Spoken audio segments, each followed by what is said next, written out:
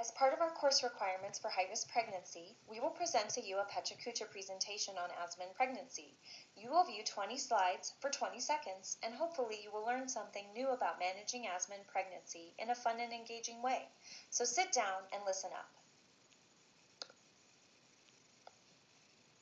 Women, especially non-Hispanic Black women, have a higher incidence of asthma than men. Asthma can complicate an otherwise normal pregnancy. Natural disasters can also complicate a pregnant woman's asthma. Women will frequently look to their OB providers for guidance. Follow the clinical guidelines. It is August 30th, and I had my first OB appointment today. I was so excited and scared. I was mostly scared about taking my inhalers, daily Pulmicort and PRN Preventol, that I use if I'm sick or wheezing. For some reason, I am not afraid to take my prenatal vitamin while pregnant, but using my inhalers concerns me. I learned the risk of congenital problems from the medicine I take is far less than the risk of hypoxia from out-of-control asthma. Both chronic hypoxia and hypoxia during an attack can cause complications. In early pregnancy, hypoxia can cause problems with organogenesis, the heart, and musculoskeletal development. My due date is April 1st. No joke, really April 1st. My NP appointment went well. She explained that taking medicine for asthma actually helps me help my baby.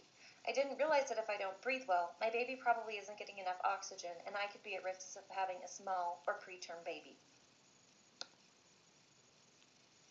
We live in Golden, and the wildfires are bad this year. There's a big fire just to the west of us right now. My biggest concern is that the smoke from the fire will trigger my asthma.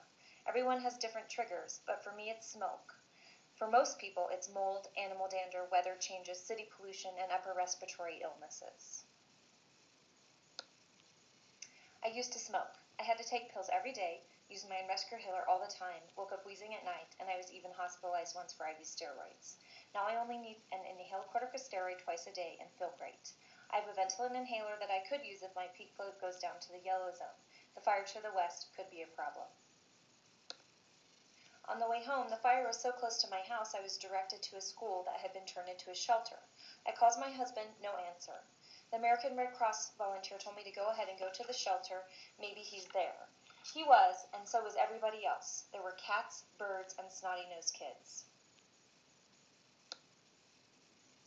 The air inside was just as bad as the air outside. I began to panic, so I checked my peak flow meter. It was 350, yellow zone. I quickly took 2 puffs of Ventolin, not actually putting the inhaler in my mouth. Who knew inhalers aren't effective if you place them in your mouth when you use them? There are a lot of people using their inhalers incorrectly. At the shelter, my husband and I settled into a corner, and I told him that we could deliver with the midwives, that about 1/3 of pregnant women's asthma gets worse, 1/3 gets better. I told him about hypoxia and about how I need to be diligent in taking my medications. I rechecked my peak flow up to 500. My personal best is 550. It is December now. The flu is big this year. My midwife recommended I get the flu shot. She told me that women with asthma are at higher risk for serious illnesses related to the flu. Also, I want to protect my baby from the flu, and the only way to do that is to get vaccinated myself, since babies can't receive the vaccine until they're older than 6 months. I woke up with a cold, coughing, and wheezing. My peak flow was down into the red zone, so I went to urgent care. They put me on oxygen and gave me a neb treatment. The treatment helped a little, but not much. I was still wheezing a lot, and my O2 sat is well below 90%. I can't believe I have to be admitted. I'm so worried about my baby not getting enough oxygen because I'm not breathing well. The doctors say that the medicine they are putting in my IV to help with the wheezing will work quickly. They did an ultrasound, they said to check the baby, but I think it was really to reassure me. The baby is growing well. Finally, I went home with a medium-dose inhaled corticosteroid and a long-acting beta agonist. 5 days later, my asthma is better, and I discontinued the long-acting beta agonist so that I'm using the least amount of medicine to control my symptoms. This is the goal of any asthma treatment plan, to step up or step down your medications to best control symptoms. It's now the end of March, and I am so tired of being pregnant. I hope this baby comes soon. My lungs don't have any more room to expand. It's difficult to tell if I'm short of breath because I'm so huge or because of my asthma. When this happens, I use my peak flow meter to reassure myself. My peak flow rarely goes below 500. Finally, Labor Day. My midwife told me that I should check my peak flow as soon as I got to the hospital so the staff could have a baseline to work from. My asthma's been so well controlled that my midwife doesn't think I'll have any problems. She did recommend I consider an epidural because it might help reduce the amount of oxygen I need while in labor. I was in labor for a long time. After the placenta came out, I felt a gush of blood. Everyone in the room started hurrying around. The nurses looked frantic and were adding medicines to my IV lines. I heard my midwife say, "Stop! We can't use hemabate. She has asthma. Use Methergin." After a shot in my leg, the bleeding got better. Breastfeeding is going well, and I'm relieved to learn my inhalers are safe while breastfeeding. They are both labeled "use with caution." My midwife and the lactation consultant reassured me that the medications were safe and the advantages to the baby are tremendous.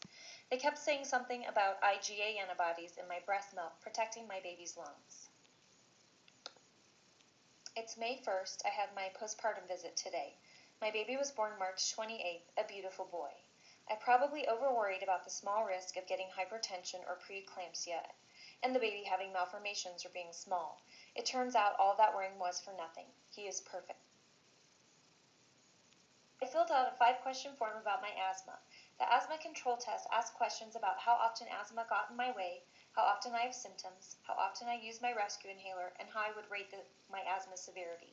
I scored a 24, which is in the good control range, meaning my maintenance inhaler is working well. After my postpartum visit, it took me forever to get home. Huge spring snowstorm. My husband and I barely made it. I think there's already a foot of snow, and we're supposed to get 3 feet. Good thing we're stuck at home and not in a shelter. It also worked out well that I got my Mirena inserted today, and it's effective immediately.